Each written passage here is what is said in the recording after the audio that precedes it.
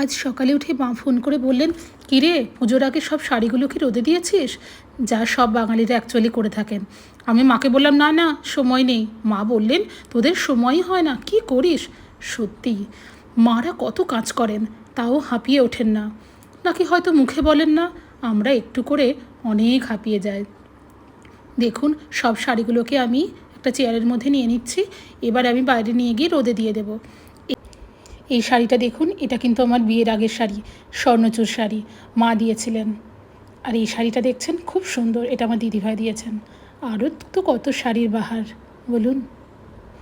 আপনারা জানাবেন, আপনাদের কি সবার দেওয়া হয়ে গেছে রোদে শাড়ি, নাকি আমার মতন এখনও অনেকে দিয়ে চলেছেন?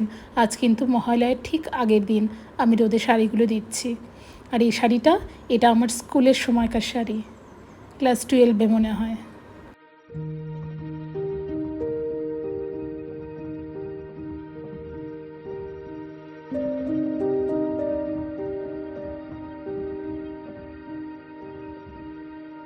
শাড়িগুলো এদিকে রোদে দিয়ে আমি আমার চিকেনটা রান্না করতে চলে এলাম।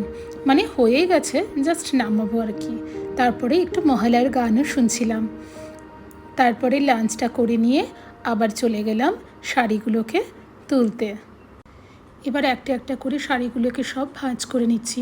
কি বলুন তো, শাড়ি তো পরাই হয় না, এর জন্য বছরে একবার করে রোদে দিয়ে সেগুলোকে আবার ভালো করে ঠান্ডা করে ভাঁজ করে রাখতে হয়। এইভাবেই শাড়ির তো যত্ন নিতে হয়, বলুন। Like and subscribe my channel.